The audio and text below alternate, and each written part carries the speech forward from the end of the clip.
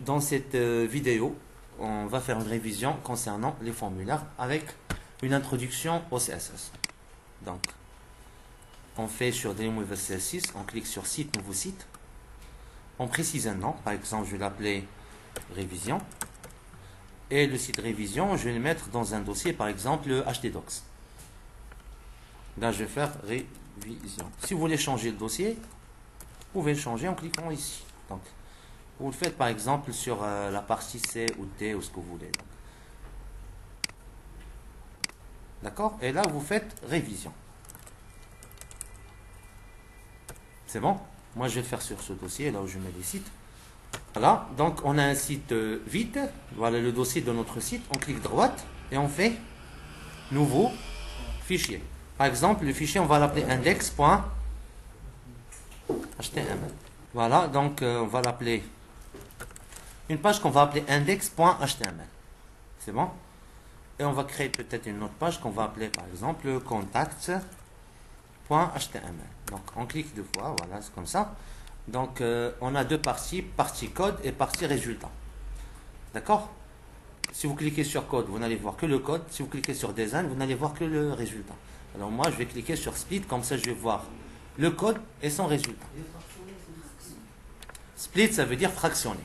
C'est-à-dire diviser par deux pour voir le code et le résultat. C'est bon? Alors, avant de commencer, je vais faire un title.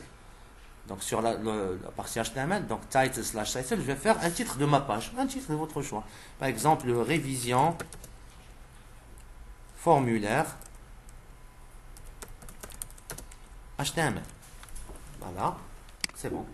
Alors ici, bien sûr, on travaille toujours entre body et /body. C'est là où on écrit tout le code qui sera visible dans la page. C'est bon? Alors ici, qu'est-ce qu'on va faire? On va commencer par la balise formulaire. Form/form. Voilà, la balise début et la balise de la fin. Dans un formulaire, on fait quoi? On fait toujours un tableau. Pour gagner du temps, on a déjà étudié les tableaux, on a déjà fait des vidéos concernant les tableaux. Je vais faire insertion, tableau. Là, il me dit, tu veux combien de lignes et combien de colonnes? L'objectif de la table, c'est d'organiser le formulaire. Par exemple, moi je vais lui dire, Reus ça veut dire ligne, alors je vais lui dire, je veux 6 lignes. Et 2 colonnes, par exemple, la largeur de la table, je veux 400, bordure, border, je ne veux pas. Voilà. Si vous choisissez ce type de tableau, ça veut dire ce qui est à gauche sera en gras. D'accord? Et là, vous faites caption. Bon, le caption, ça veut dire titre du tableau. Par exemple, moi, je vais faire inscription en ligne. Je clique sur OK. J'ai un tableau vide avec comme titre, qu'on appelle caption/caption, inscription en ligne. C'est bon? Là, je vais saisir des informations. Par exemple, email, mot de passe,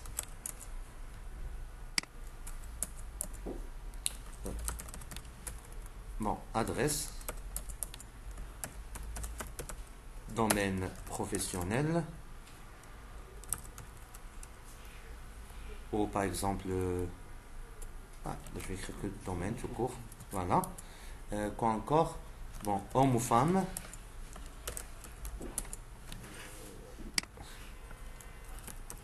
diplômé, chômeur.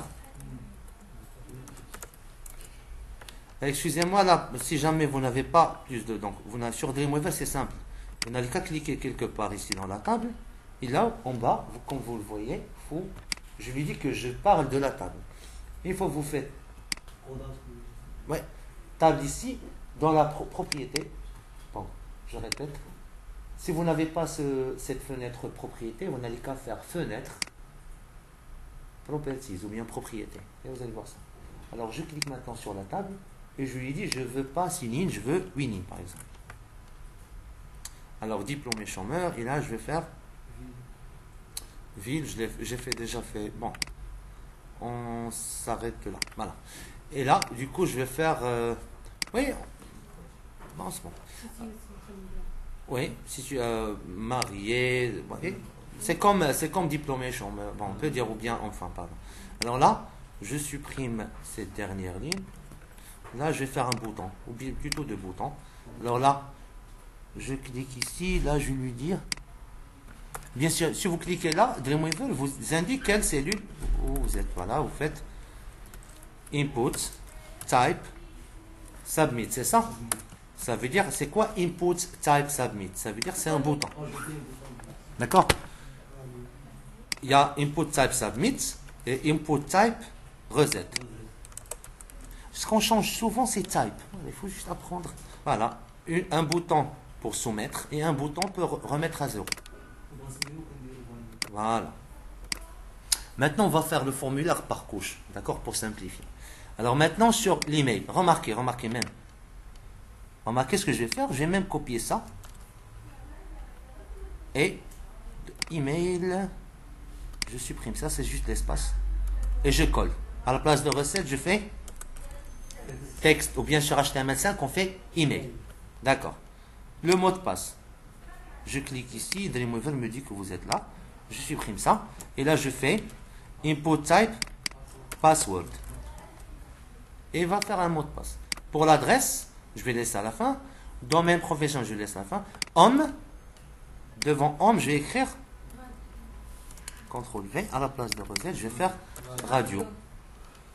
Femme, la même chose. Je colle. Vous voyez ce qui change, c'est simple.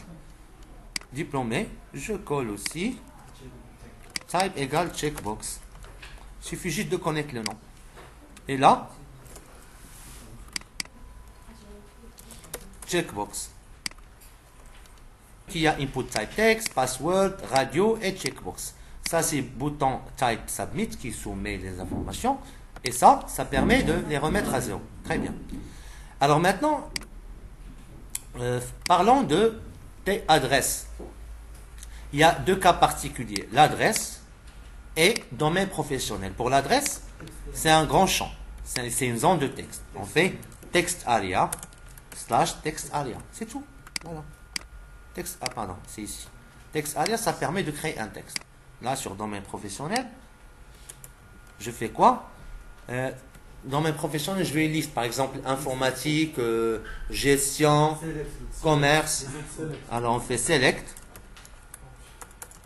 /select. Si vous faites select, vous allez voir cette liste. À l'intérieur de select, je vais faire des options. Option /option. Je vais faire par exemple informatique.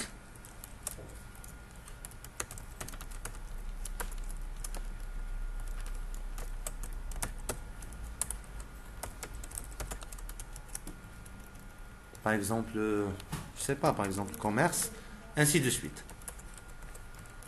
Supposons c'est un site de recrutement qui veut dans ces domaines-là, par exemple. D'accord? Et on a automatiquement informatique, commerce et... Donc, bien sûr, je teste, je clique sur, voilà, ça, et je lui dis, je veux prévoir ça sur Firefox.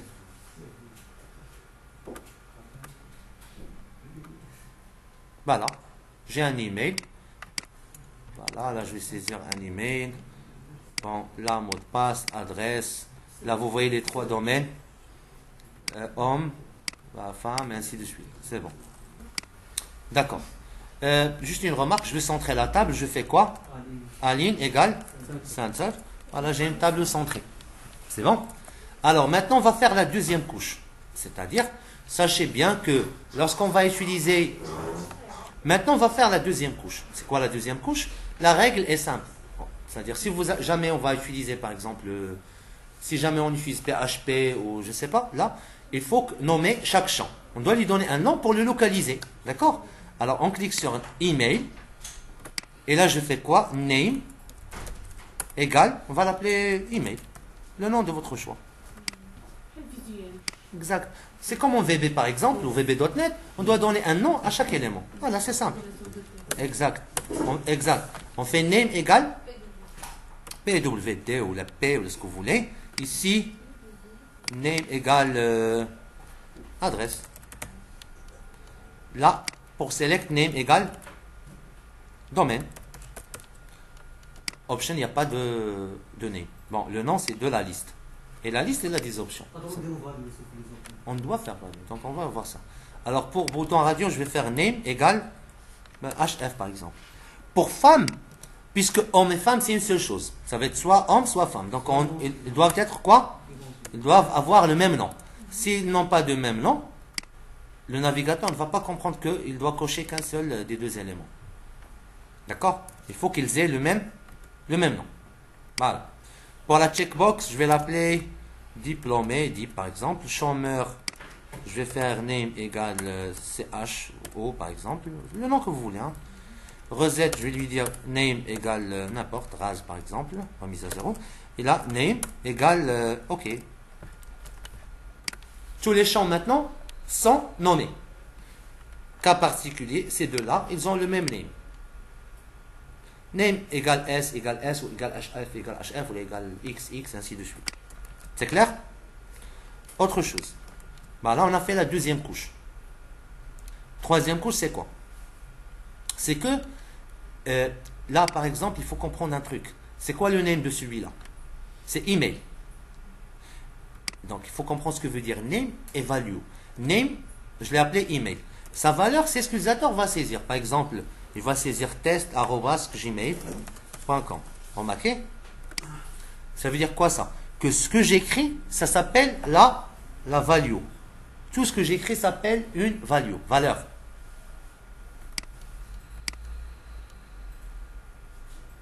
Value, c'est ce qu'on écrit ici. Bon, je supprime value, c'était juste à titre d'exemple. C'est bon? Alors, pour le mot de passe, je ne vais pas faire de value. Là, c'est pas... Bon, règle de base. Là, on ne peut pas écrire, par exemple, liste de choix, bouton radio, checkbox. Il faut obligatoirement mettre la valeur. Par exemple, je coche celle-là. Par exemple, femme. Et je fais value égale femme. Comme ça, si quelqu'un a coché la case femme, c'est comme s'il a écrit femme. Je refais la même chose pour diplômé.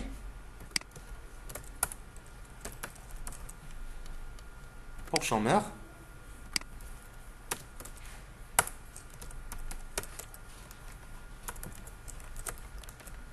Voilà. Ici, pour recette, ce qui est écrit, c'est quoi? C'est recette. Moi, je vais faire value égale annuler ou bien effacer. Là, value égale s'inscrire, valider, ce que vous voulez. La phrase, c'est-à-dire ce que vous écrivez dans la valise, c'est ce qui est visible. Sauf qu'il n'est pas visible ici, mais c'est comme si c'est visible. D'accord? Je prends ces deux boutons, de préférence je vais le mettre ici, et c'est bon. On peut dire maintenant qu'on a un formulaire opérationnel. C'est bon? Alors, maintenant, il y a certains détails. C'est quoi ces détails-là? C'est bon, c'est clair pour l'instant? Alors, par exemple, en CSS, en HTML5, on peut ajouter required. Required, ça veut dire c'est un champ obligatoire. C'est-à-dire, c'est quoi obligatoire? C'est-à-dire, si vous cliquez sur envoyer, vous dire que veuillez compléter ce champ. Il faut vous ajouter quoi? Required. Requis. Si vous faites type égal à la place de texte, vous faites email.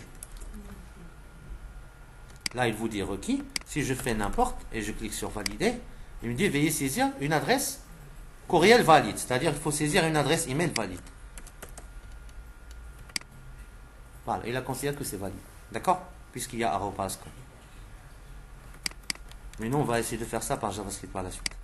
Et il y a aussi une dernière chose, c'est qu'on peut ajouter une autre option. On a fait type, on a fait name, on a fait required. On va faire placeholder. Placeholder, c'est le texte qui vise. Par exemple, là, je vais faire email. 3 points. Placeholder, c'est ça. Une fois que je commence à écrire, elle disparaît. Comme ce que vous trouvez sur Facebook. D'accord? Ça s'appelle place. La phrase que vous voulez faire apparaître au début, vous le mettez dans placeholder. C'est bon?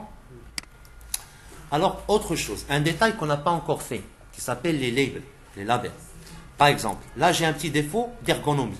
Bien, d'accessibilité. C'est quoi? Par exemple, pour cocher homme, par exemple, partant vers, cherchant par exemple sur Facebook, par exemple.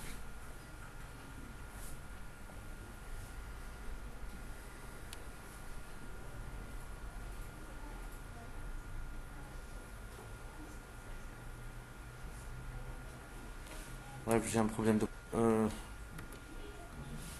J'ai un problème peut-être de paramétrage en réseau. Donc, en attendant, c'est pas grave. Donc, je vais faire ça moi-même. Donc, bref, s'il y a un problème d'accessibilité, qu'est-ce qu'il faut faire? Normalement, je dois juste cliquer sur Home et je dois cocher Home. C'est pas, il faut viser ça pour cocher. Vous voyez ce que je veux dire? Hein?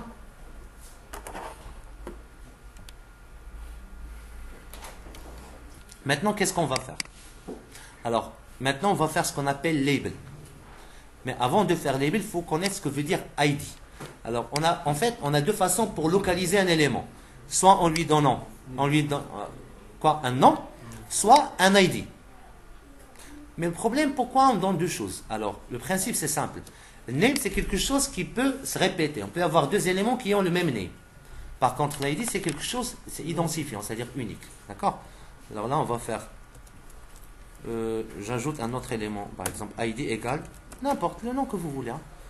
ID. Sauf, faites attention, il ne faut pas avoir le même ID égale la même chose dans une même page. Par exemple, si j'ai mis ici ID égale email, je ne dois pas le mettre quelque part dans la même page. ID, c'est-à-dire c'est unique. Hein. Ici, ID égale P ou P2. Ce que vous voulez. Hein. Là, ID égale... Pardon. Adresse. Là, ID égale DOM ou domaine. DOM, voilà. Là, ID égale en H ou en ou ce que vous voulez. Ils ne doivent pas avoir. ID, c'est quelque chose qui ne se répète pas, même pour les boutons radio. Là, ID, par exemple, égale femme, n'importe. Et là, ID égale diplômé. Là, ID égale chômeur. Ça, c'est tout. Bon, pour les boutons, c'est pas obligatoire.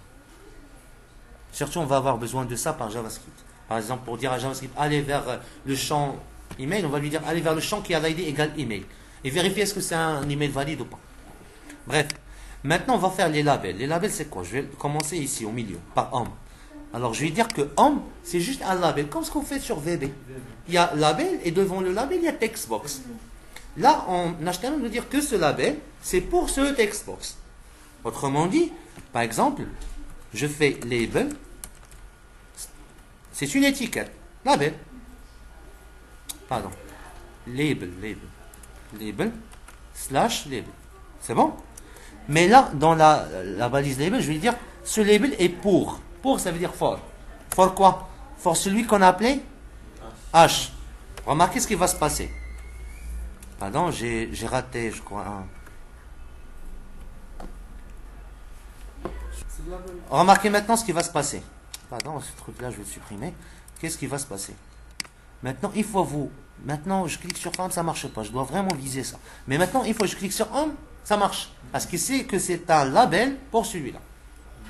Alors, je clique sur femme, ça ne marche pas. Alors, maintenant, je vais aller vers femme. Je vais faire label. Slash label. Et là, je vais lui dire que c'est une label pour celle qu'on a fait ID égale femme. D'accord? La même chose pour diplômé. J'écris ça entre label. Ouais. Label slash label. Là, je fais comment? For pour.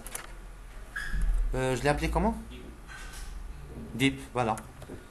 La même chose pour ça, voilà. Donc, je fais. Pour chômeur, je refais la même chose. Ainsi de suite. Donc. Label slash label. Et là, je lui dis que cette label, c'est pour chaud, par exemple. Et maintenant, ça marche. Vous cliquez sur femme, ça marche. Sur diplômé même, sur chômeur, ça marche. C'est bon? D'accord. Alors, on va faire juste un tout petit peu de design pour notre formulaire. Alors, on remarque bien ici qu'il y a homme en gras, femme non. Alors, pourquoi femme n'est pas en gras? Parce que normalement, voilà, on doit mettre ça en... Par exemple, je peux faire comme ça. Je peux faire... ou bien plutôt... Bon, je clique sur femme. Et là, soit par l'assistant, vous faites header. Et automatiquement, ça va se transformer en TH. D'accord? Soit, là où je trouve femme, TD, on va la mettre en TH, table head. Ou bien vous cliquez comme ça et vous cochez header. Header, ça veut dire voilà, TH, header. H, c'est header, c'est-à-dire en grand. C'est en tête. No wrap, c'est-à-dire pas de retour à la ligne. C'est-à-dire si ça, jamais ça retourne à la ligne, il faut juste cocher et lui dire que pas de retour. No wrap. C'est clair? Alors ici pour diplômé, no wrap, c'est-à-dire pas de retour à la ligne. Pas de retour, no wrap. D'accord? Alors juste autre chose, par exemple pour table, je vais faire cell padding, c'est-à-dire le remplissage pour gonfler un tout petit peu les cellules. Voilà, 10. Voilà. C'est bon, on a un petit formulaire. Si jamais vous voulez les mettre à droite ou à gauche, je sélectionne toute cette colonne et je fais left. Ou bien sur l'assistant, vous faites horizontal et vous faites, par exemple, je vais faire à droite, right. Vous voyez? Voilà. J'actualise et c'est bon. Voilà, c'est tout ce qui concerne, c'est l'essentiel des formulaires. Il y a encore, bon, quelques éléments qu'on ne les a pas encore faits, mais on va en parler en PHP et JavaScript.